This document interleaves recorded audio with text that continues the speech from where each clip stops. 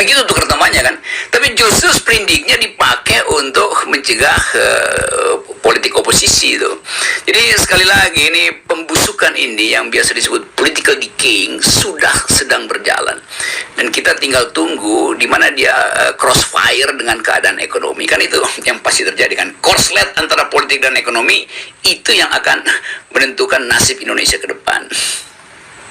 Ya, Bung Rocky, saya nggak ingin menghalangi perjalanan Anda ke gunung, tetapi saya berharap mudah-mudahan kartu perdana Anda ini pulsanya cukup untuk supaya kita bisa tetap berkomunikasi. Iya, kalau sekarang saya masih bisa beli pulsa, tapi mungkin mulai 1 Februari terpaksa saya mesti kurangi komunikasi karena pulsa akan dinaikkan, akan dipajaki mulai 1 Februari dan pajak terhadap distributor itu artinya naiknya harga pada konsumen. Jadi saya kira ini kita tonton aja proses politik ini sampai akhirnya orang ingat pada peristiwa revolusi Prancis dan pemberontakan petani Banten. Saya hanya menyebutkan itu sebagai catatan kaki akademis. Salam akal sehat. Assalamualaikum warahmatullahi wabarakatuh. Saya Yudi Pramuko, tukang donat dari Parungi, tertua di semesta. Kita lihat video cuplikan wawancara Hersu Beno Arif ya dengan Rocky Gerung. Tampak bagaimana dahsyatnya ya intelektualisme dari Rocky Gerung. Dia bisa mengaitkan antara kenaikan token, kenaikan pulsa pada 1 Februari ini itu dengan revolusi Prancis dan dengan revolusi pemberontakan petani Banten ya, yang pernah diulas oleh Profesor Dr.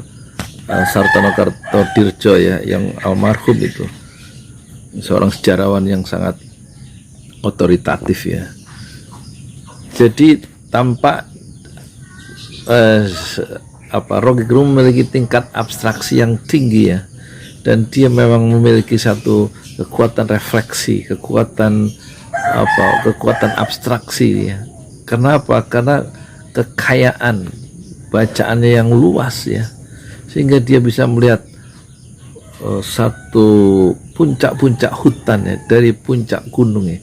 Karena dia berdiri di puncak gunung atau di leher gunung, Rocky Gerung itu bisa melihat batas hutan dan kelok-kelok sungai di hutan dan kemana arah muaranya ke samudera tertentu, samudera lepas ya.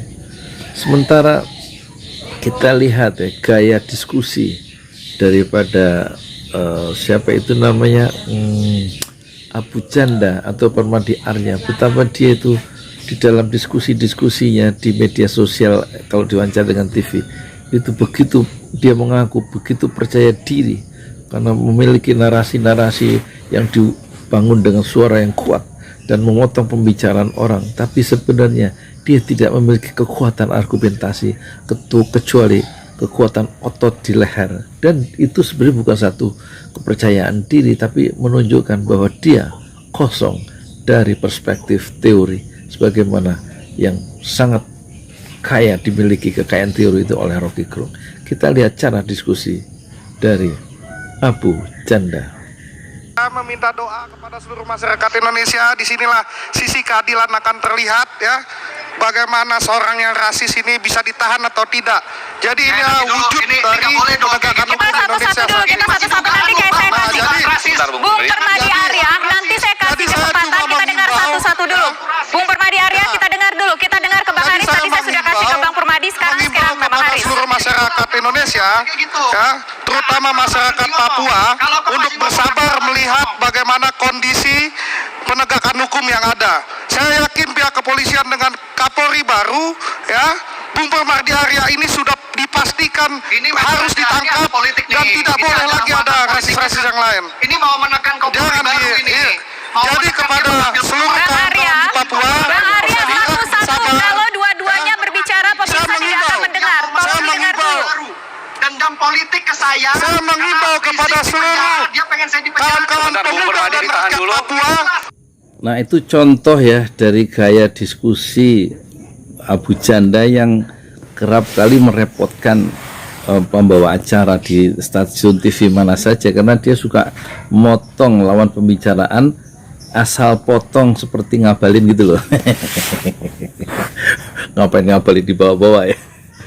Enggak, itu khas ya, khas orang-orang yang intelektual, intellectualismnya itu agak kurang memadai gitu ya, cadangan intelektualnya itu agak kurang memadai, dan dia melakukan semacam apa ya, bukan sublimasi ya, apa sih dalam bahasa psikologinya tuh, dia ingin menutupi kelemahannya itu dengan memperlihatkan cara diskusi yang seolah-olah gagah berani ya. Padahal semakin dia gagah dan semakin berani ngomong, yang asal ngomong itu semakin menunjukkan bahwa dia itu tidak siap ya secara intelektual di dalam diskusi. Inilah sedikit ya biografi intelektual dari Abu Janda.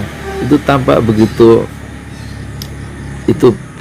goyah kaki-kakinya ketika dalam sebuah dalam sebuah perdebatan yang harus mengukuhkan argumentasi masing-masing dan saling menguji tesis-tesis pikiran masing-masing. Tampaknya kelemahan dari Abu Janda adalah karena lemahnya bacaan dan lemahnya bacaan dia terhadap sejarah dan juga pikiran-pikiran yang membuka wawasan, sehingga yang terjadi adalah seperti itu ya, satu gelora untuk menghabisi lawannya secara vokal, secara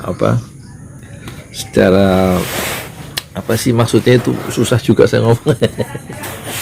Pokoknya nikmati aja lah ya, hidup udah susah, tapi jangan tambah susah gara-gara ada siapa, Arya Permadi Arya atau Abu Janda ya.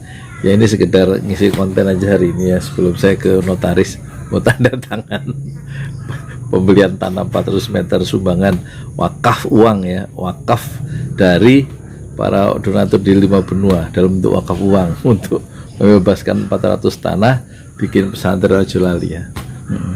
Udah, makasih. Nanti kalau ini saya kontennya nggak jelas oleh karena konten saya nggak jelas pagi ini, silakan di subscribe, di like dan di share ya. Moga-moga berkenan ya. Kalau kira-kira konten ini nggak ada manfaatnya ya, saya harap tetap di subscribe juga, di like dan di share ya. Yang mau soleh gitu, hidup sekali kok, jangan pelit-pelit, di share amal soleh dengan cara subscribe, like dan share.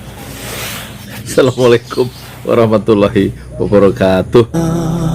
You've given so much to me, Allah. So I bow down on my knees.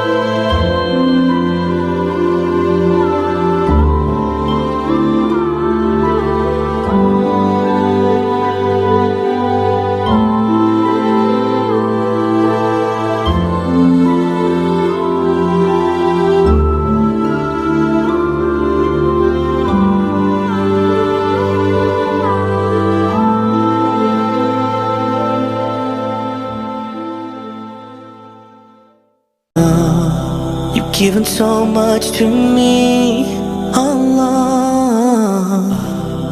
So I bow down on my knees. Subhanallah, Subhanallah, Subhanallah. All glory be to you. Subhanallah, Subhanallah, Subhanallah. All glory be to you. You're the master of the universe, Allah. You're the king of the heavens and earth, Allah. You're the only one who listens.